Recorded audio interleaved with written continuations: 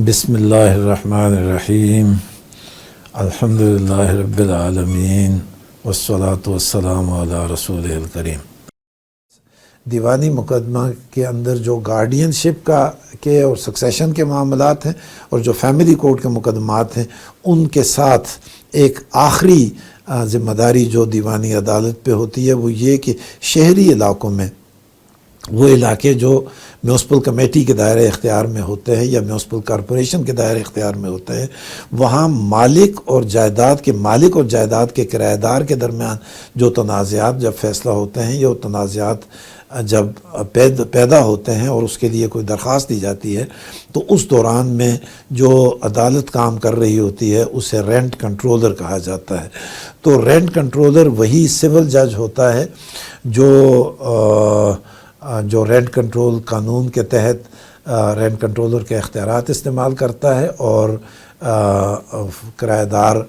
اور مالک جائیداد کے درمیان کسی قسم کے تنازعات ہیں ان کا فیصلہ کرتا ہے۔ مثلاً کہیں کرایہ دار بعض قانون میں لکھی ہوئی 4 5 6 مختلف صورتیں ہیں جن میں سے اگر کسی کی ایک کی بھی خلاف ورزی کرتا ہے تو مالک کی جائیداد کو یہ اختیار حاصل ہوتا ہے کہ وہ رینٹ کنٹرولر کو درخواست دے کہ اس نے فلاں قانون کی خلاف ورزی کی ہے یا فلاں معاہدے کی خلاف ورزی کی ہے، لہٰذا اسے بے دخل کیا جائے، یا وہ کرایہ نہیں دے رہا، یا وہ جگہ کو نقصان پہنچا رہا ہے، یا وہ جگہ ہمیں اپنی ذات کے لیے ضرورت ہے، یا ہم اسے ڈیمالش کر کے ریکنسٹرکٹ کرنا چاہتے ہیں وغیرہ وغیرہ، اس قسم کی کوئی صورتیں ہوں تو مالک جائیداد کرایہ دار کے خلاف عدالت میں جا کر درخواست دے سکتا ہے۔ تو بے دخلی کرنا، کرایہ دار کی بے دخلی کا کام رینٹ کنٹرولر جو دیوانی عدالت کی ایک شکل ہوتی ہے وہاں سے کیا جاتا ہے۔ پھر کسی جگہ کرایہ صرف ایک آدمی کسی کو بے دخل نہیں کرنا چاہتا لیکن کرایہ دار کرایہ دینا بند کر دیتا ہے، تو اب اس کے لیے بجائے اس کے کہ ایک آدمی جائے اور وصولی کے لیے، جیسے ہم پہلے بات کر رہے تھے کہ وہ اس وصولی کے لیے جا کے دیوانی عدالت میں مقدمہ کرے، وہ لمبا عرصہ لگائے گا۔ اس کے مقابلے میں یہ ایک سمپل پروسیس ہے کہ اگر کوئی آدمی بے دخلی نہیں چاہتا کرایہ دار کی لیکن کرایہ دار کرایہ نہیں دیتا تو وہ عدالت میں جا کے درخواست دے سکتا ہے کہ کرایہ دار کو پابند کیا جائے کہ وہ کرایہ وقت پہ ادا کرے یا عدالت میں جمع کرائے، اور اگر اس نے جمع نہ کرایا تو اس کی بے دخلی کی جا سکتی ہے۔ پھر اسی طرح سے بعض اوقات کرایہ دار کی طرف سے بھی اپنے مالک کے خلاف درخواستیں دینے کی صورت ہوتی ہے کہ کوئی آدمی یہ سمجھے کہ میرا جو جائیداد کا مالک ہے وہ مجھ سے بہت زیادہ مطالبہ کر رہا ہے کرائے کا، جبکہ اس علاقے میں کرایہ اتنا نہیں ہے، تو اس کے لیے وہ درخواست دے سکتا ہے for determination of fear rent کہ جی ہمارے لیے مناسب قسم کے کرائے کا تعین کیا جائے، جو جائز کرایہ ہے، جو ہم سے یہ ڈیمانڈ کر رہے ہیں، مطالبہ کر رہے ہیں زیادہ کرائے کا، تو یہ کم کیا جائے اور اسے مناسب کر دیا جائے۔ تو عدالت اس میں کمیشن مقرر کر کے اس علاقے کی، اس کے قریب کی اسی قسم کی جائیداد کی قیمتوں کا تعین کر کے پھر اس جائیداد کی موقع کی موزونیت کے مطابق اور اس کی جتنی ساخت ہے اس کے مطابق مناسب فیصلہ کرتی ہے کہ آیا کرایہ جائز ہے یا کم ہونا چاہیے یا اس میں کوئی تھوڑی سی مناسب قسم کی رد و بدل کرنے کی ضرورت ہو۔ تو مناسب کرائے کی تعین کرنے کے لیے بھی کرایہ دار کی طرف سے مالک کے خلاف درخواست دی جا سکتی ہے۔ کبھی کبھی مالک، کسی جائیداد کا مالک جو ہے وہ براہ راست بے دخلی کی درخواست نہیں دیتا لیکن وہ کرایہ دار کو تنگ کرنا شروع کر دیتا ہے، کبھی اس کی بجلی کٹوا دیتا ہے، کبھی اس کی پانی کا ڈسکنیکشن کروا دیتا ہے، کبھی اس کے لیے راستے میں کوئی رکاوٹ ڈالتا ہے۔ تو اگر سہولیات جو ہیں جو اس بلڈنگ یا اس جگہ کو جو کرائے پہ لی ہوئی ہے اگر اس کی سہولیات کو منقطع کر دے تو اس کے لیے بھی کرایہ دار جا کے قانون کے تحت رینٹ کنٹرولر کی درخواست کے پاس رینٹ قوانین کے تحت درخواست دے سکتا ہے اور رینٹ کنٹرولر اس کے مطابق مناسب فیصلہ دوسرے فریق کی سماعت کے بعد مناسب فیصلہ کرتا ہے۔ تو اس قسم کے سارے مقدمات ایسے ہیں جو یہ مختلف نوعیت کے، چاہے وہ جائیداد کی وصولی کی بات ہو، چاہے اس کے کرائے کی بات ہو، چاہے وہ خاندان کی بات ہو، چاہے وہ گارڈین شپ کی بات ہو، چاہے سکسیشن کی بات ہو، یہ سارے کے سارے اختیارات دیوانی عدالت اور دیوانی نوعیت کے مقدمات انہیں کہا جاتا ہے۔ اور اس کے علاوہ ایک آسان سی بات یہ ہے کہ سیکشن 9 ہے سول پروسیجر کوڈ کا، جس میں یہ لکھا ہوا ہے کہ جس چیز کے لیے کہیں اور مداوع نہیں ہے تو ہر قسم کے تنازع کے لیے دیوانی عدالت یعنی سول جج کی کورٹ جو ہے وہ کورٹ آف الٹیمیٹ جورسڈکشن ہوگی اور ہر قسم کا کیس وہاں لایا جا سکتا ہے۔ اب تھوڑا سا آگے چلتے ہیں کہ جو ہماری دوسرے درجے کی دوسرے نوعیت کی جو کیسیں مقدمہ جو عدالتیں ہیں یعنی فوجداری عدالتیں، ان میں کس قسم کے جرائم فوجداری عدالتوں میں آ سکتے ہیں اور کن جرائم کے مطابق ان کی سماعت کرنے کے بعد عدالتیں فیصلہ کرتی ہیں۔ یہ ہے تو جرائم کی بے شمار نوعیتیں ہیں، بہت سارے قسم کی جرائم ہوتے ہیں اور ان کے لیے سوائے چند جرائم کے جس کی ہم خصوصی عدالتوں کے حصے میں ذکر کریں گے، باقی سارے جرائم میجسٹریٹ کی عدالت میں جاتے ہیں، یا جس میں 7 سال سے زیادہ عمر کی زیادہ قید کی سزا ہو سکتی ہے وہ ڈائریکٹلی سیشن جج یا ایڈیشنل سیشن جج کے پاس جا سکتے ہیں۔ اس کے لیے جرائم کی مختلف قسمیں ہیں اور اس پہ مختلف قسم کی قانون کے تحت سزائیں مقرر ہیں۔ ہم زیادہ ڈیٹیل میں اس کی تفصیل بتانے کی بجائے ایک لسٹ بس سے جلدی گزر کے جائیں گے وقت کی کمی کی وجہ سے، اور اس میں پہلی بات تو یہ ہے کہ ہر قسم کی ایسے جرائم چاہے وہ قانون کے تحت جرم ہو، چاہے وہ مطلب جرم ہو، چاہے اس پہ سزا حد کے طور پر نافذ ہوتی ہو یا تعزیر کے طور پہ نافذ ہوتی ہو، دونوں صورتوں میں وہ جرم فوجداری عدالتوں میں سماعت کے لیے جائے گا اور فوجداری عدالت مقدمے کی گواہوں کی شہادت لینے کے بعد فیصلہ کرے گی کہ آیا وہ مجرم کہ اس کا جرم ثابت ہوا ہے یا نہیں ہوا۔ ثابت ہوا تو سزا مل جائے گی، ثابت نہیں ہوگا تو بری ہو جائیں گے۔ تو ہر قسم کی تعزیری مقدمات، ہر قسم کے حدود والے جرائم، ان کی سماعت یہاں ہوتی ہے۔ اور پھر نہ صرف یہ کہ جرم کیا گیا بلکہ جرم کے لیے اگر سازش کی گئی کہ جی ہم فلاں طریقے اختیار کر کے فلاں قسم کا جرم کریں گے، تو وہ سازش کو بھی مجرمانہ سازش کہتے ہیں اور وہ بھی جرم سمجھا جاتا ہے، باوجود اس کے کہ جرم کی ابھی ابتدائی تیاری ہو گئی۔ اسی طرح سے جرم کی ترغیب دینا، کسی کو جرم پہ اکسانا، کسی کو ابھارنا، کسی کو للکارنا، یہ بھی اپنے طور پہ ایک جرم ہے کہ اگر اس کے بعد وہ جرم ہو جاتا ہے تو جس نے اس کی ترغیب دی ہے اس کے خلاف بھی کارروائی ہو سکتی ہے کہ اس نے جرم کی ترغیب دی ہے۔ جرائم کو ہماری جو دیوانی جو فوجداری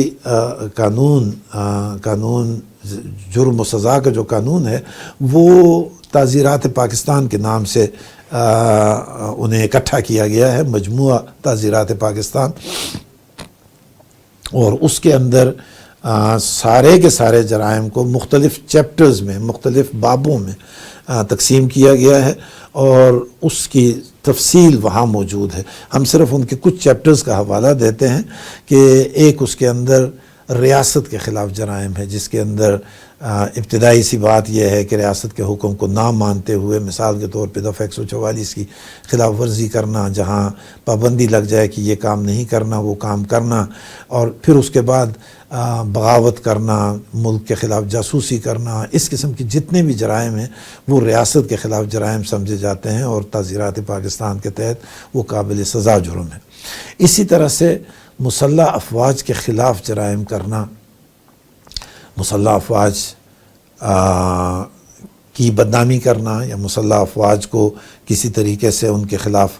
کوئی اٹیک کرنا، ان کی کسی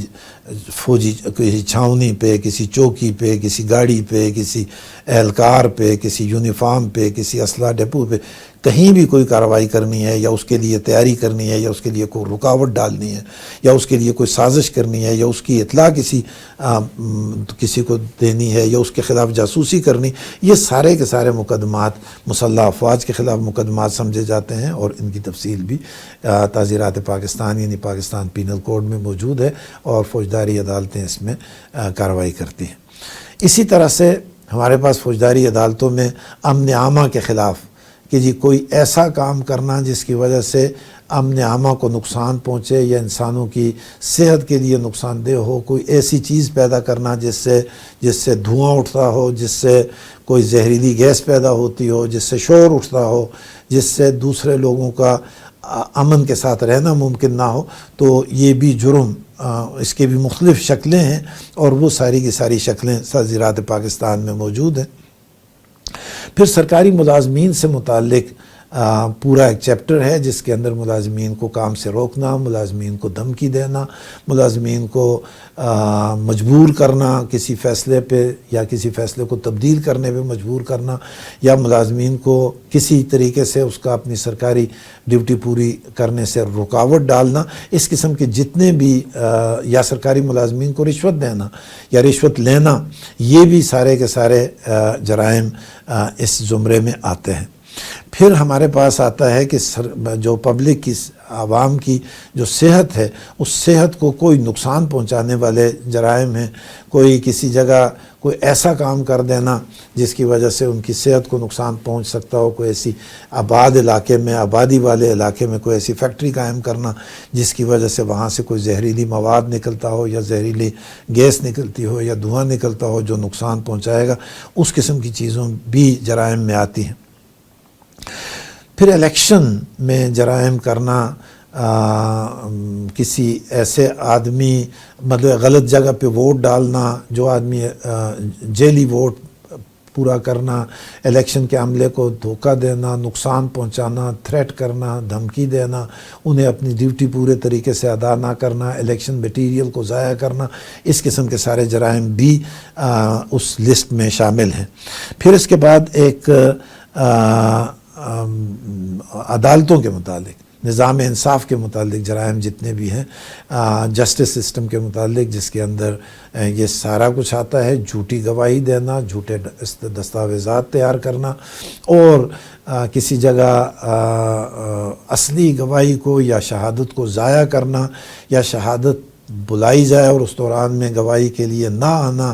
اور مخالفت کرنا، یا اس قسم کی جتنے بھی جس کے ذریعے غلط بیانی کرتے ہوئے عدالت کو دھوکہ دینا، یہ ساری کی ساری چیزیں جرائم میں آتی ہیں، اور یہ بھی تعزیرات پاکستان کے تحت جرم میں شامل ہیں۔ پھر اسی طرح سے ٹکٹوں اور سکوں کے بارے میں، یہ بھی جعلی سکے تیار کرنا، جعلی ٹکٹیں بنانا، جعلی سٹیمپ پیپر بنانا، یا انہیں غلط طریقے سے استعمال کرنا، کسی اور کے نام سے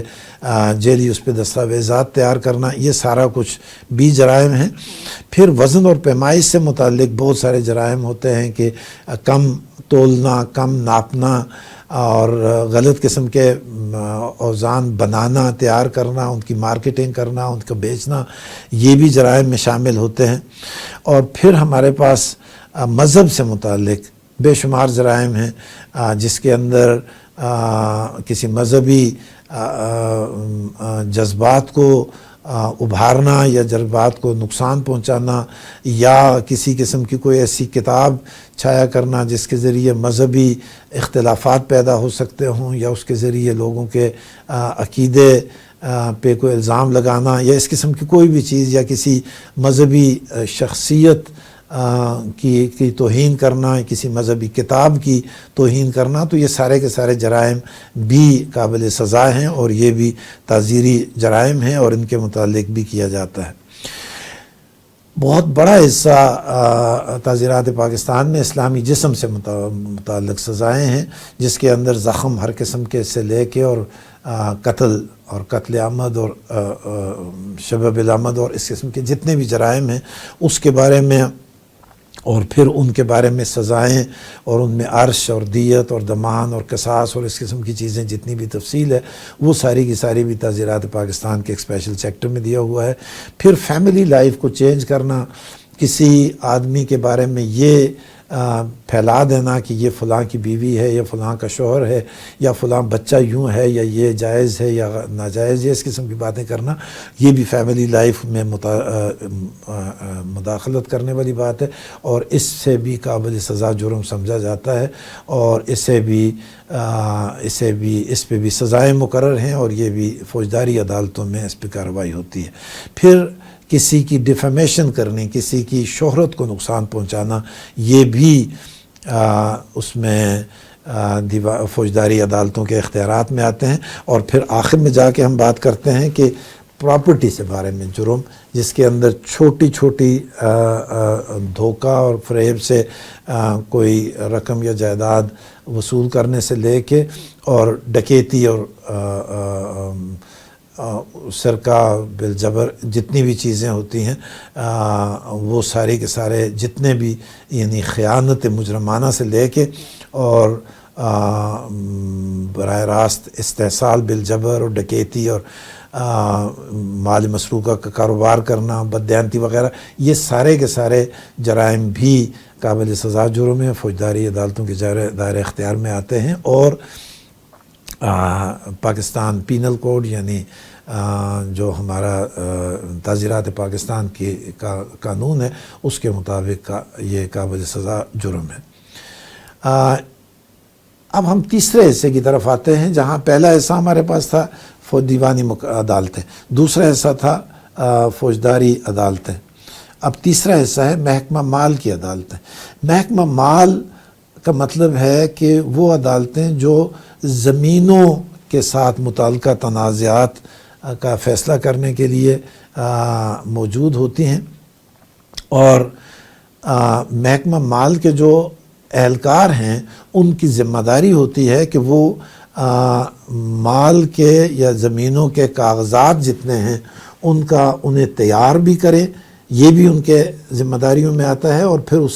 उसके मुताबिक तनाज़ात जहाँ हो जाएं उसका फ़ैसला भी करें और उसमें जो भी मुताल्लिक़ा फ़रीक़ैन हैं उनके दरमियान हुकूक का तयन करना और हुकूक को दिलवाना, ये भी महकमा माल के अदालतों में आता है। इसमें बड़ी तफसील है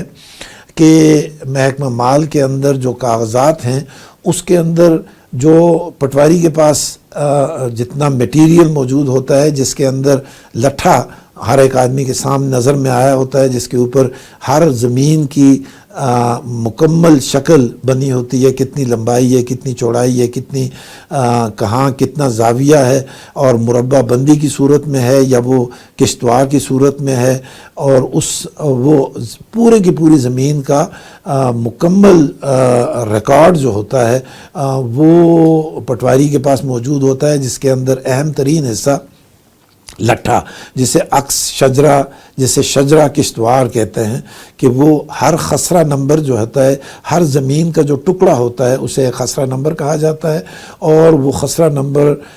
जिस कागज़ पे एक पटवारी के हलके में जितना एरिया आता है वहाँ वो सारे के सारे ज़मीन के क़तात जो हैं उन्हें उनकी तफसील दी होती है। और फिर उस नक्शे की डिटेल जो होती है वो एक तरफ तो मसावी में लिखी होती है कि जी इसके फ़लाँ कोने पर इतने दर्जे का जाविया बनता है और इतनी लंबाई है, इतना करम है। करम लंबाई नापने का पटवारियों ज़मीनों को नापने का एक तरीका है। करम बुनियादी तौर पर डबल पेस यानी 2 कदम लेने वाली बात, कि दायां पाँव आपका पीछे है उसे आपने उठा के आगे रख दिया,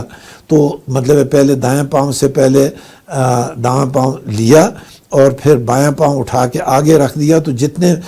मतलब 2 सिंगल पैसेज जहाँ चलते हैं यानी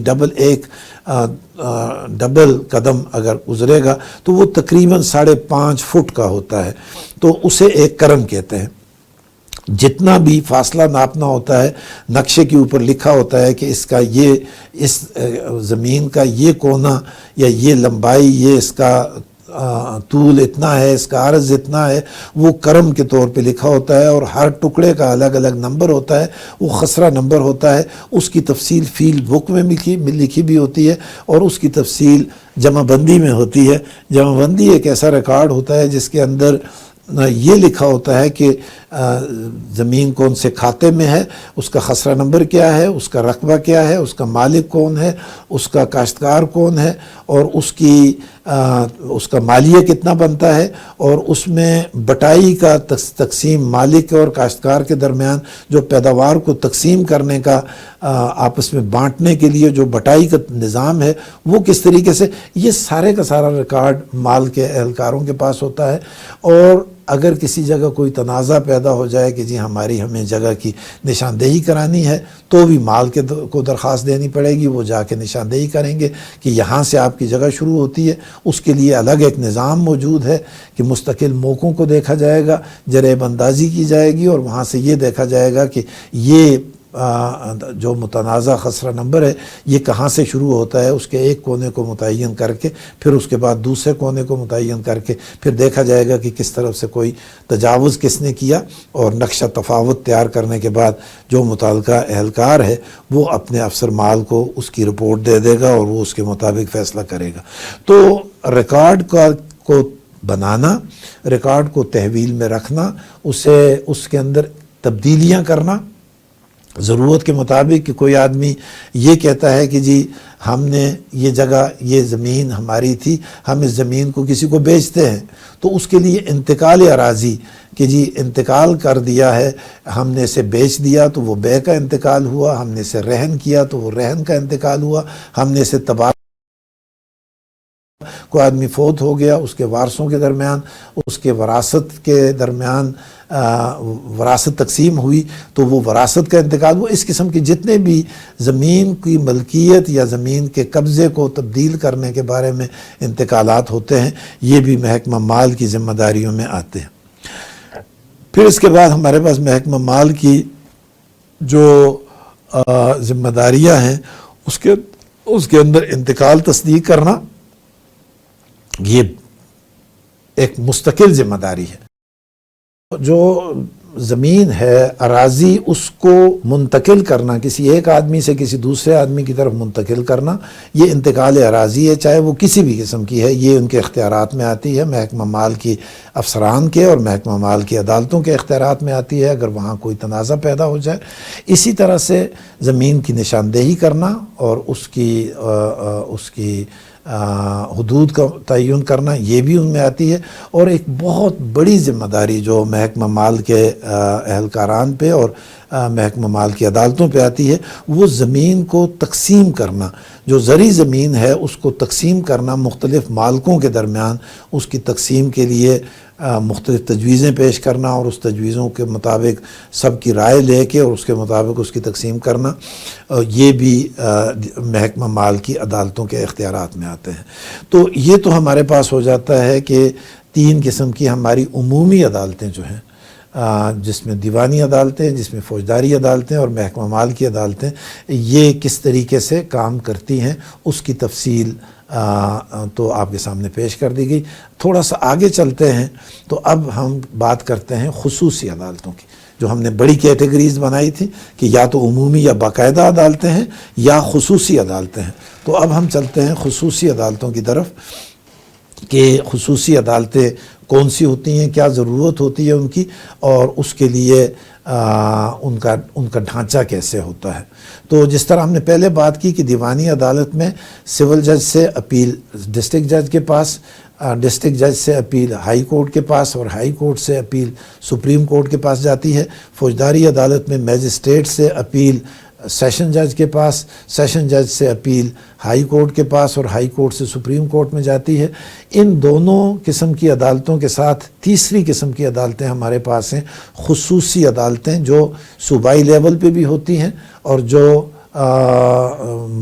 وفاقی لیول پہ بھی ہوتی ہیں۔ کچھ عدالتیں ایسی ہیں جو صرف وفاقی لیول پہ ہیں، کچھ صرف صوبائی لیول پہ ہیں، اور کچھ ایسی ہیں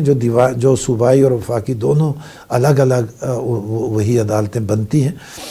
تو ان کی اپیل اگر کوئی آدمی یہاں فیصلہ ہو جاتا ہے تو ان کی اپیل بھی ڈائریکٹلی ہائی کورٹ میں جاتی ہے۔ یہ خصوصی عدالتیں ڈسٹرکٹ اینڈ سیشن جج کے لیول کی عدالتیں ہوتی ہیں، اور اپیل ان کی ہائی کورٹ میں جاتی ہے، اور ان کے جو افسران ہوتے ہیں یا ان کے جو جج صاحبان ہوتے ہیں وہ بھی زیادہ تر ڈسٹرکٹ اینڈ سیشن جج کے لیول کے افسران ہوتے ہیں عدالتی نظام میں۔ پھر اس کے بعد ایک ہمارے پاس بہت ہی اہم قسم کی خصوصی عدالت ہوتی ہے، وہ ہے وفاقی شرعی عدالت، فیڈرل شریعت کورٹ۔ یہ ہائی کورٹ کے ہم پلہ عدالت ہوتی ہے، اور اس کی فیصلے کے خلاف جس طرح ہائی کورٹ کے فیصلے کے خلاف سپریم کورٹ میں اپیل ہوتی ہے، اسی طرح سے فیڈرل شریعت کورٹ کے فیصلے کے خلاف سپریم کورٹ میں اپیل تو ہوتی ہے، لیکن سپریم کورٹ کی عام عدالت اس اپیل کو نہیں سنتی، بلکہ سپریم کورٹ میں سپریم اپیلیٹ بینچ آف شریعت appellate bench of supreme court شریعت کے کا بینچ ہوتا ہے جو سپریم کورٹ کے ججوں پہ مشتمل ہوتا ہے. اس کے اندر علماء ججز بھی ہوتے ہیں اور وہ اس میں سپریم کورٹ میں بیٹھ کے وفاقی شرعی عدالت کے خلاف کیس سنتے ہیں، فیصلے اپیلیں سنتے ہیں اور اس پہ فیصلے کرتے ہیں. ایک اور عدالت ہے جو آئین کے آرٹیکل 212 کے تحت بنتی ہے، یہ بھی ہائی کورٹ کے لیول کی اپیل عدالت ہوتی ہے اور یہ سروس ٹریبونل کہلاتی ہے. یہ کبھی وفاقی لیول پہ وفاقی ملازمین کے مسائل کو حل کرنے کے لیے ملازمین اور جو محکمے ہیں ان کے درمیان جو تنازعات ہو جائیں، ان کی ملازمت میں ان کی ترقی نہ ہو، ان کی سینیارٹی خراب ہو جائے، انہیں نوکری سے نکال دیا جائے، انہیں انکریمنٹ نہ دیا جائے، انہیں سزا دے دی جائے، انہیں کسی قسم کا کوئی نقصان پہنچے یا ان کی دوسرے لوگوں کے ساتھ مل کے اگر ان کی ترقی انٹرسٹ سینیارٹی میں اگر کوئی خرابی آتی ہے تو اسے طے کرنا، یہ بھی سروس ٹریبونل اس کے لیے بنتے ہیں. اور اس میں فیڈرل لیول پہ جو ادارہ ہوتا ہے وہ فیڈرل سروس ٹریبونل کہلاتا ہے، صوبائی لیول پہ جو ادارے ہوتے ہیں یہ صوبائی سروس ٹریبونل کہلاتے ہیں، اور یہ ہائی کورٹ کے ہم پلہ ٹریبونل ہوتے ہیں. اور آرٹیکل 212 میں آئین میں لکھا ہوا ہے کہ اس کے خلاف اپیل براہ راست سپریم کورٹ میں ہوگی. تو یہ اس کا ایک مخصوص ڈھانچہ ہے جو ہماری خصوصی عدالتیں ہیں. اب خصوصی عدالتوں میں یہ فیڈرل شریعت کورٹ تو مختص طور پہ صرف وہ کام کرتی ہے جس میں کسی عدالت نے کسی کو حدودی جو قوانین ہیں ان کے تحت کوئی سزا دی ہو یا سزا نہ دی ہو، بری کر دیا ہو، تو اس میں اپیلیں آتی ہیں. یا کسی قانون کے بارے میں یہ فیصلہ کرنا مقصود ہو کہ کوئی قانون ہے جو غیر قانونی، جو غیر اسلامی ہے، جو قرآن اور سنت سے متصادم ہے، اس کے لیے بھی کوئی درخواست دی جا سکتی ہے کہ اس قانون کو شرعی عدالت، وفاقی شرعی عدالت غیر اسلامی ڈکلیئر کرتے ہوئے اسے اسلام کے مبادیات کے خلاف ڈکلیئر کرے اور اس میں ترمیم کرنے کے لیے ہدایت جاری کرے. تو وہ تو الگ ہے. باقی والی جو ہماری فیڈرل پروونشل اسپیشل کورٹس ہیں اس کی تھوڑی سی تفصیل سامنے رکھنے کی ضرورت ہے کہ وہ کس قسم کی عدالتیں ہیں اور ان کی ضرورت کیوں محسوس ہوتی ہے. مثال کے طور پہ ہمارے پاس ایک بہت ہی ایک ایسا ادارہ جو عدالت ہے جس میں لوگوں کے مسائل حل ہوتے ہیں، اس کا نام ہے national industrial relation commission NIRC. اگر کوئی آدمی کسی ایسے ادارے میں ملازم ہو جو صرف صوبے کے لیول پر کام کرتا ہو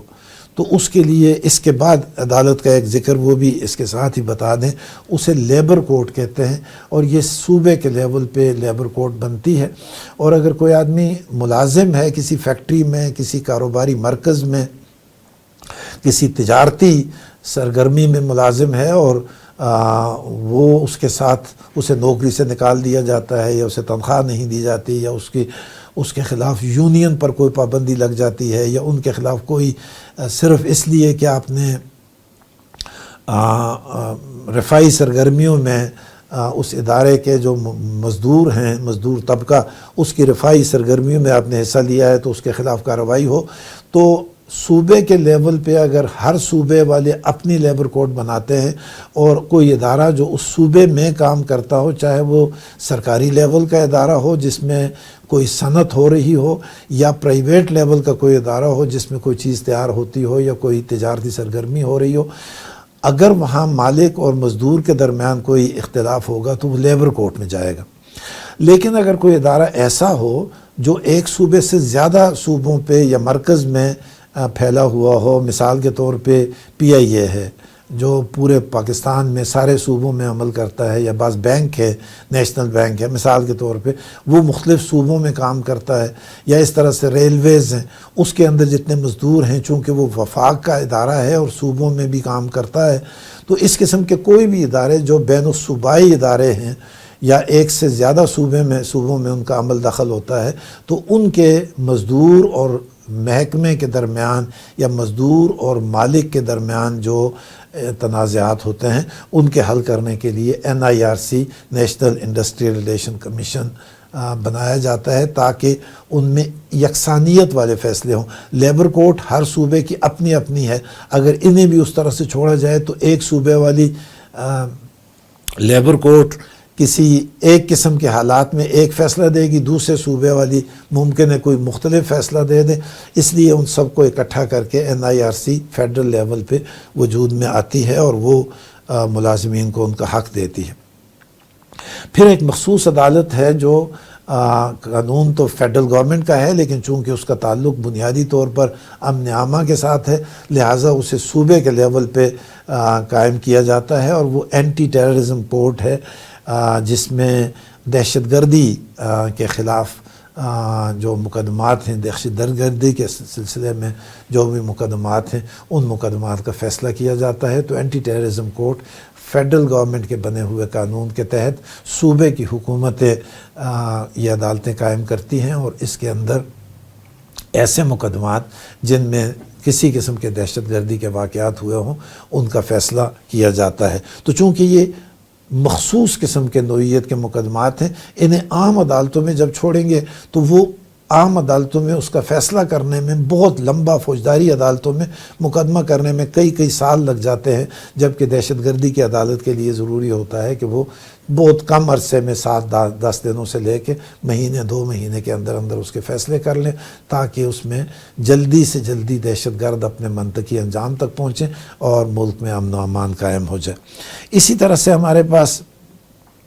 صوبے کے لیول پہ اینٹی کرپشن کورٹس ہوتی ہیں کہ اگر کسی جگہ کوئی بددیانتی ہو یا کوئی کسی جگہ کوئی رشوت ستانی کی بات ہوتی ہو اور اس قسم کے کوئی جرائم ہوں جس کے اندر سرکاری اہلکار اپنے اختیارات کو ناجائز استعمال کرتے ہوئے کسی قسم کی رشوت مطالبہ کرتے ہوں یا لیتے ہوں یا رشوت لے کے کوئی کام کرتے ہوں، تو اس کی عدالتیں صوبے کے لیول پہ اینٹی کرپشن کورٹس کے طور پہ ہوتی ہیں۔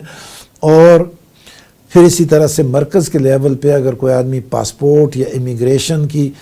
بعض اسے غلط استعمال کرتا ہو، لوگوں سے ویزے کے پیسے لے لیے کہ پاسپورٹ ان سے لے لیے کہ آپ کو ہم باہر بھجواتے ہیں اور نہ بھجوائے، یا پاسپورٹ میں کوئی تبدیلی کر دی یا پاسپورٹ کی تصویروں کو تبدیل کر دیا یا پاسپورٹ کو غلط استعمال کر دیا، کسی ایک کے پاسپورٹ کو کسی دوسرے آدمی کے ساتھ لگا دیا اور اسے باہر لے جانے کی کوشش کر دی، تو یہ سارے کے سارے مقدمات جتنے بھی ہیں یہ امیگریشن کے کیس کے تحت پاسپورٹ ایکٹ کی خلاف ورزی آتی ہے۔ تو اس کے لیے مقدمات FIA درج کرتی ہے، اور FIA کی اسپیشل عدالتیں ہوتی ہیں جو ان مقدمات کا فیصلہ کرتی ہیں۔ اسی طرح سے FIA کے ذمے جو ذمہ داری دی جاتی ہے کہ آپ مرکزی حکومت کے، وفاقی حکومت کے جو ملازمین ہیں وہ اپنے اختیارات کو ناجائز استعمال کریں تو ان کے خلاف، یا رشوت ستانی کریں تو ان کے خلاف کیسز یہ FIA اپنے FIA کی کورٹس یا FIA امیگریشن کورٹس کے ذریعے ان کا فیصلہ کرواتی ہے اور سماعت ہوتی ہے۔ پھر مرکزی قانون کے تحت نیب کے کیسوں کی سماعت کرنے کے لیے اکاؤنٹیبلٹی کورٹس موجود ہیں، اور یہ فیڈرل گورنمنٹ کے لیول پہ، وفاقی حکومت کے لیول پہ یہ ہوتی ہیں، اور جس کے اندر یہ دیکھا جاتا ہے کہ کسی سرکاری اہلکار نے اپنے اختیارات کو ناجائز استعمال کرتے ہوئے کہاں کوئی غلط فیصلے کیے یا غلط آمدن کی، یا اپنے کوئی ایسے ایسٹس بنائے جن کے لیے ان کے پاس کوئی وجود یا کوئی جواز موجود نہ ہو یا اس کی ثبوت موجود نہ ہو، یا کسی قسم کی بھی کوئی دھاندلی کی، کوئی گڑبڑ کی، کوئی غلط استعمال کیا اپنے اختیارات کا، تو وہ اکاؤنٹیبلٹی کورٹس میں یہ کیسز جاتے ہیں اور اس کا فیصلہ ہوتا ہے احتساب عدالتوں کا۔ پھر اس کے بعد بینکنگ کورٹس ہیں. یہ ایک اسپیشلائز قسم کی عدالتیں ہیں جہاں بینک اور بینک کے جو اکاؤنٹ ہولڈرز ہیں یا اس کے جو جن لوگوں نے بینک سے قرضہ لیا ہوتا ہے اور وہ ادا نہیں کرتے، تو ان سے وصولی کرنا یا ان کی جو جائیداد بینک کے پاس انہوں نے رہن رکھوائی ہوتی ہے اس جائیداد کو بیچ کے بینک کے پیسے پورے کرنے، یہ سارے کا سارا کام کروانے کے لیے وفاقی لیول پہ بینکنگ کورٹس قائم ہوتی ہیں، جس کے اندر بینکوں کے لیے بھی سہولتیں ہوتی ہیں اور ساتھ ساتھ جو بینک کے اکاؤنٹ ہولڈرز ہیں اور جو ان کے قرضہ لینے والے ان کے جو اکاؤنٹ ہولڈرز یا لوگ ہیں ان کو ان کی مسائل کا حل ڈھونڈا جا سکے. پھر ڈرگ کورٹس ہیں جو یہ دیکھتی ہیں کہ کس جگہ جو ڈرگ ایکٹ ہے جس کے تحت مختلف ملک کے اندر مختلف دوائیاں بنانے کا اجازت نامہ دیا جاتا ہے اور پھر ان دوائیوں کی کوالٹی کو دیکھا جاتا ہے. اگر وہ دوائیاں غلط طریقے سے بن رہی ہوں یا اس کی کوالٹی ٹھیک نہ ہو یا اس کی قیمتیں زیادہ چارج ہو رہی ہوں یا جو قیمتیں سرکاری طور پہ مقرر ہو چکی ہیں ان قیمتوں سے زیادہ مانگا جا رہا ہو، تو اس قسم کے مقدمات جو ہیں وہ ڈرگ انسپیکٹرز اس کے بارے میں کارروائی کر کے اسے ڈرگ کورٹس میں پیش کرتے ہیں اور وہاں دیکھا جاتا ہے کہ کسی دوا ساز ادارے نے یا دوائیوں کو تقسیم کرنے والے ادارے نے یا دوائیوں کو فروخت کرنے والے ادارے نے کسی قسم کی کوئی غلطی کی ہے، کوئی قانون کی خلاف ورزی کی ہے، کوئی بغیر لائسنس کے کاروبار کیا ہے، تو ان ساری چیزوں پہ سزائیں دی جاتی ہیں. اور آخر میں جا کے ہمارے پاس اس سلسلے میں نارکوٹکس کورٹس ہوتی ہیں جہاں منشیات کی تیاری یا منشیات کی خرید و فروخت یا منشیات کو استعمال کرنا، اس قسم کے لیے اینٹی نارکوٹک فورس ایک ادارہ ہے جو ان کی پورے طریقے سے پورے ملک میں منشیات کی نگرانی کرتا ہے کہ کوئی آدمی منشیات کا کام نہ کرے اور منشیات کی نقل و حمل بھی نہ ہو اور اس کی فروخت بھی نہ ہو اور اس کے استعمال بھی نہ ہو. تو کہیں بھی اس کی وائلیشن ہوتی ہے تو کیس درج کرنے کے بعد وہ ان عدالتوں میں جو اینٹی نارکوٹک فورس کورٹس ہوتی ہیں ان عدالتوں میں بھجوا کے انسداد منشیات کی عدالتیں ہوتی ہیں ان میں مقدموں کو بھجواتے ہیں اور وہاں جرم ثابت ہونے پر مجرموں کے خلاف کارروائی ہوتی ہے. یہ تو تھی ہماری وفاقی اور صوبائی اسپیشل کورٹس. کچھ ایسے ادارے بھی ہوتے ہیں جن میں ٹریبیونلز ہیں، جن میں جس طرح سے تھوڑی دیر پہلے بات کی تھی کہ اس کے اندر نہ صرف عدالتی افسر یعنی ججز حضرات بیٹھتے ہیں بلکہ اس میں محکموں کے جو اسپیشلسٹ ہیں جو انہوں نے ساری عمر ان قسم کے محکموں میں ملازمت کی ہے اور انہیں خصوصی قسم کا تجربہ حاصل ہو جاتا ہے، وہ بھی ان کے ساتھ بیٹھیں تاکہ ایک طرف جو قانونی نقطہ نظر ہے وہ بھی سامنے رہے اور دوسری طرف جو اس انتظامی نقطہ نظر ہے وہ بھی سامنے رہے. تو اس دوران میں جو ٹریبیونل بنے ہوئے ہیں، جس طرح سے ایک تو ہم نے پہلے بات کی نا فیڈرل سروس ٹریبیونل کی اور پروونشل سروس ٹریبیونل کی، جہاں ملازمین کے اور سرکار کی حکومت کے درمیان کسی قسم کے تنازعات ہوتے ہیں تو ان کا فیصلہ ہوتا ہے. ایک یہ appellate tribunal for inland revenue ہے، یہ جو انکم ٹیکس میں جو ٹیکس دینے والا آدمی ہے یا سیلز ٹیکس کے بارے میں بات ہے یا ایکسائز ڈیوٹی کی بات، اس دوران میں اگر اس کا اور ٹیکس ایف بی آر کے درمیان کسی قسم کا تنازع ہو جائے یا ایف بی آر غلط اس سے مطالبہ کرے کہ آپ اتنا ٹیکس دیں یا وہ آدمی ٹیکس دینے میں کم ٹیکس دے تو اس کی وصولی کے لیے یا اس نے وصولی کے لیے اس کے بینک اکاؤنٹ کو فریز کرنے کے لیے یا اس کی مختلف جائیدادوں کو قرق کر کے اس میں سے رقم وصول کرنے کے لیے مختلف طریقے ہوتے ہیں. جو اس قسم کے کوئی عمل جب ہوتا ہے ایف بی آر کا اور ٹیکس دینے والے کے درمیان تو اس میں اگر اختلافات ہوتے ہیں تو ٹیکس دینے والا اپنے حقوق کے لیے ان لینڈ ایپلیٹ ٹریبیونل کے پاس جا سکتا ہے، appellate tribunal for inland revenue, اور وہاں اس کی داد رسی ہو جاتی ہے. پھر اسی طرح سے کسٹم اپیلیٹ ٹریبونل یہ بھی تقریباً اسی قسم کا ایک ادارہ ہے جس طرح سے ATIR ہے، inland appellate tribunal for inland revenue, جس میں انکم ٹیکس اور سیل ٹیکس کو دیکھا جاتا ہے۔ کسٹم اپیلیٹ ٹریبونل صرف کسٹم جو باہر سے ملک میں آنے والی چیزوں پر لگنے والا کسٹم ہے، اس میں امپورٹر اور FBR کے جو کسٹم کے حکام ہیں، اگر ان کے درمیان کوئی تنازع ہے، کسٹم کو کی ڈیوٹی زیادہ لگا لی گئی، کسٹم کی ریکوری کے لیے زیادہ سختی کر دی گئی، کچھ چیزوں پہ جس پہ کسٹم ڈیوٹی نہیں لگنی چاہیے تھی یا کوئی اور قانون کے تحت اس پہ کم لگنی چاہیے تھی، اس پہ زیادہ ڈیوٹی لے لی گئی، یا اس قسم کی، یا انہوں نے رشوت طلب کی یا رشوت وصول کی، یا امپورٹڈ سامان میں سے کچھ حصہ لیا بددیانتی کے طور پہ، تو یہ سارے کے سارے مقدمات کسٹم اپیلیٹ ٹریبونل میں جاتے ہیں۔ ایک ادارہ ہمارے پاس ہوتا ہے انوائرنمنٹ پروٹیکشن ٹریبونل، کہ اگر کسی جگہ کوئی آدمی اس قسم کا کوئی عمل کرتا ہے یا کوئی کام کرتا ہے یا کوئی بھی ایکٹیویٹی کرتا ہے جس کی وجہ سے اس کی وجہ سے ماحول خراب ہوتا ہو، تو ماحول میں کہیں درختوں کی تعداد کٹ جاتی ہے، درخت بہت زیادہ کٹ جائے، نقصان ہو جائے، یا کہیں کسی جگہ دھواں پیدا ہو جس کی وجہ سے لوگوں کو رہنا ممکن نہ ہو، یا کسی جگہ کوئی اس قسم کی آواز یا شور پیدا ہو جس کی وجہ سے رہائشی لوگوں کے لیے مسائل ہوں، یا کوئی اسی قسم کا کوئی بھی کام ہو جس کی وجہ سے ماحول میں خرابی آتی ہو، تو اس پہ محکمہ ماحولیات کارروائی کرتا ہے اور اس آدمی کو لا کے ٹریبونل کے پاس پیش کرتا ہے، انوائرنمنٹ اپیلیٹ ٹریبونل، اور وہ اس پہ کارروائی کر کے اس آدمی کو سزا دیتا ہے۔ ایک اور ہمارے پاس ٹریبونل ہوتا ہے جسے انٹلیکچول پراپرٹی ٹریبونل کہتے ہیں۔ انٹلیکچول پراپرٹی ایک اس قسم کا حق ہوتا ہے جو نظر نہیں آتا ہے۔ مثلاً آپ کوئی چیز ہے، آپ کے پاس کوئی دستاویز ہے، آپ کے پاس کوئی بلڈنگ ہے، آپ کے پاس کوئی گاڑی ہے، تو وہ تو نظر آنے والی چیزیں ہیں، لیکن ایک آدمی کہے کہ جی میں نے محنت کر کے میں نے ایک کتاب لکھی،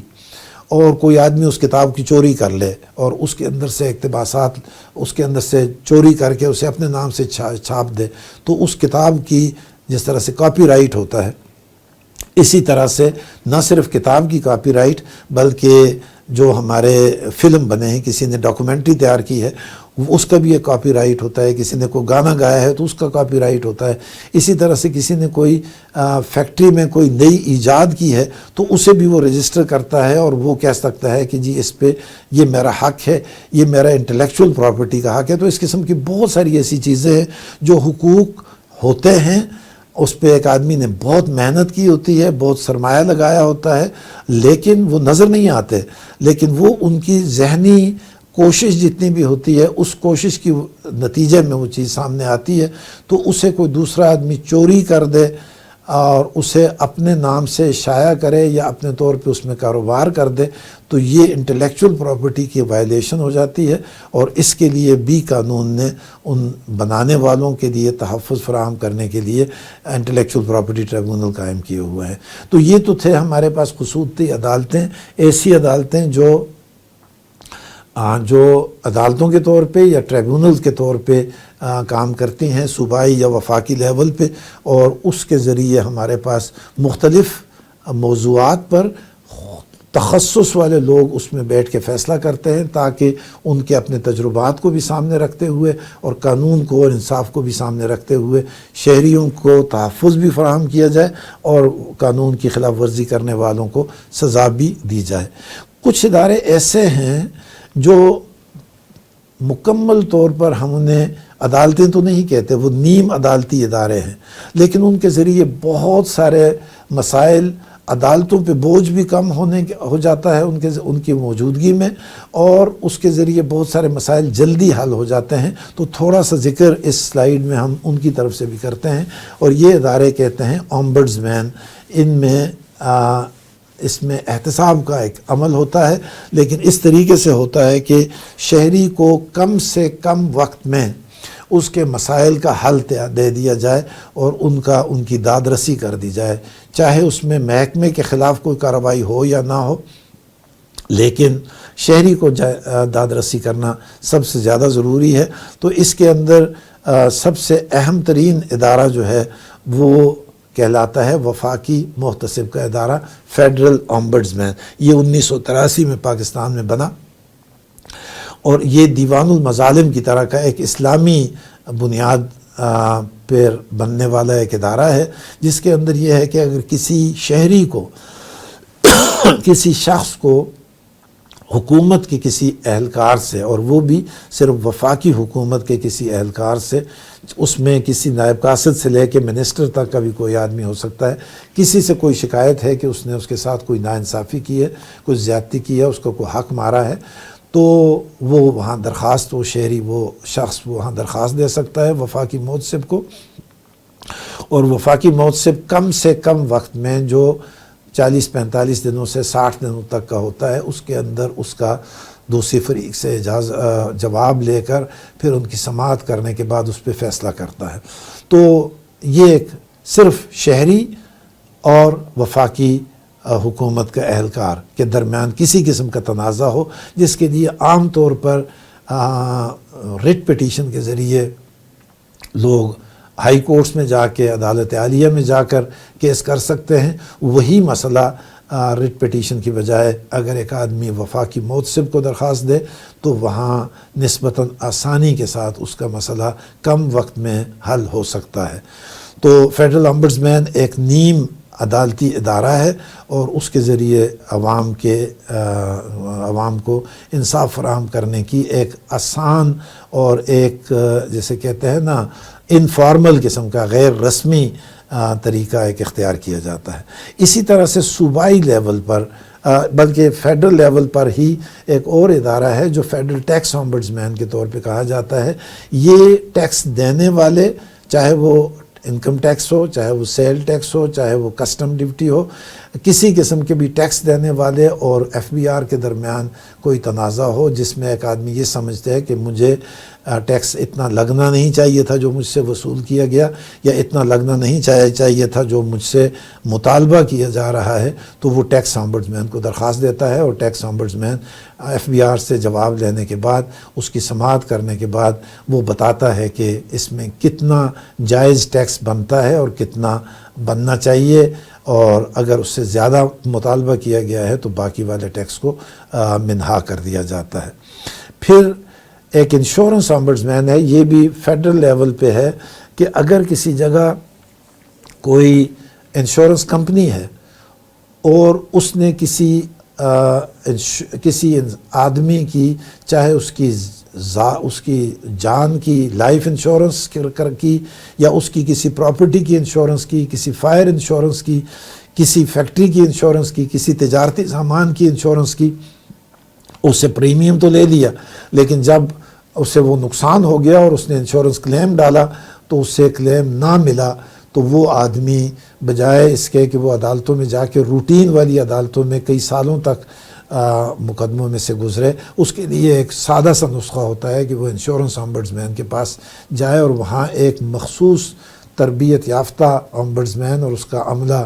بیٹھ کر یہ دیکھتا ہے کہ جی چونکہ وہ اسپیشلسٹ ہوتے ہیں انشورنس کے کام کے، تو وہ یہ دیکھتے ہیں کہ آیا اس آدمی کو یہ انشورنس پالیسی ویلڈ تھی، نہیں تھی، اس نے